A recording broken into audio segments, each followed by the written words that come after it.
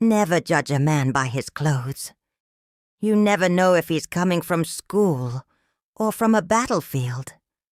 This is the story of Dimitri, a boy born in a poor neighborhood where poverty wasn't just a word, it was reality. Yet his parents enrolled him in a school for the rich, sacrificing everything so he could have a chance. In that school, he felt like an outsider. He didn't have trendy sneakers. His uniform was patched up by his mother's hands. His classmates mocked him, not for his behavior, but for what he lacked.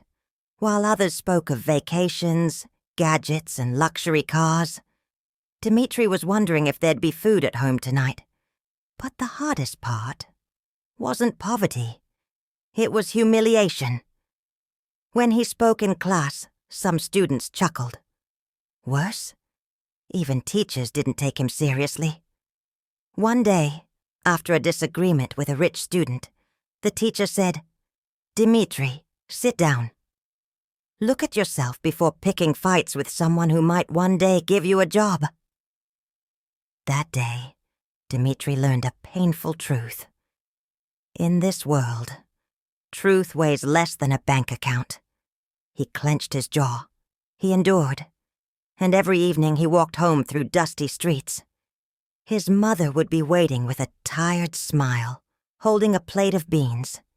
He wouldn't say much, but inside he had made a promise.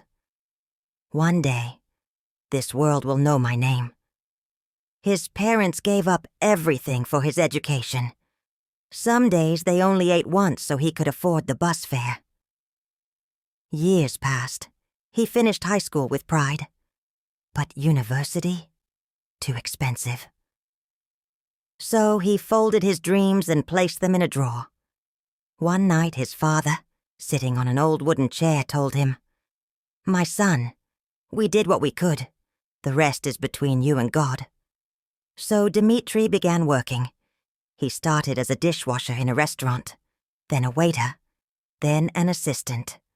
But most importantly, he observed.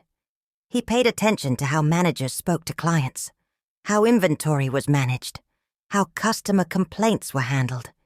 He became a silent student in the classroom of real life. Each night, with the little he earned, he paid for online courses, in business, in accounting, in marketing. He had an old phone, shaky internet, but a will of steel. After a few years, he opened a small food stall. Just a street corner, 3 chairs and 1 dish. But the taste, oh, the taste. Customers came back and brought their friends. One day he bought a terrace, then a shop, then another. Chez Dimitri became a small chain. Nothing fancy, but clean, efficient, loved. And even with success, Dimitri kept working. He served, cleaned, supervised, because he never forgot where he came from. Then one evening, fate returned. A group of his former classmates booked a room in one of his restaurants. It was a birthday party. Familiar faces, arrogant laughter. As they walked in, Dimitri recognized them instantly. He was wearing an apron, serving another table. One of them sneered, "Hey, you work here?" The group burst into laughter. Another said, "I'm hiring a cook for my house." Want the job? Just helping out the bros? Dimitri didn't answer. He smiled and politely led them to their table.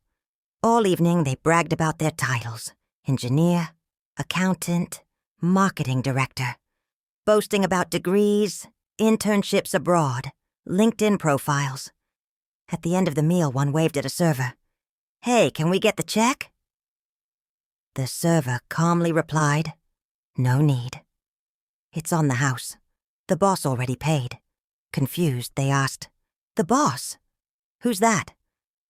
The server pointed to the back of the room, where Dimitri was shaking hands with another client. "Him, Dimitri. He owns this place. Not just this one, but the whole chain." Silence fell. The boss? That guy? Dimitri? Yes, sir." It was as if time froze. Their laughter turned to silence. Their eyes dropped. Those who once mocked him swallowed their pride, and those who looked down on him finally looked up. Dimitri walked over and said softly, "Thank you for choosing my restaurant. It was an honor to have you." He didn't seek revenge. He didn't humiliate them. He let them taste their own arrogance. That night, they left with a lesson no degree had ever taught them. Never underestimate a humble heart, because in silence, the greatest victories are forged. And to you watching this story, remember, never mock those who fall, because they learn how to rise. And sometimes, the ones you step over today are the ones who will hold the door open for you tomorrow.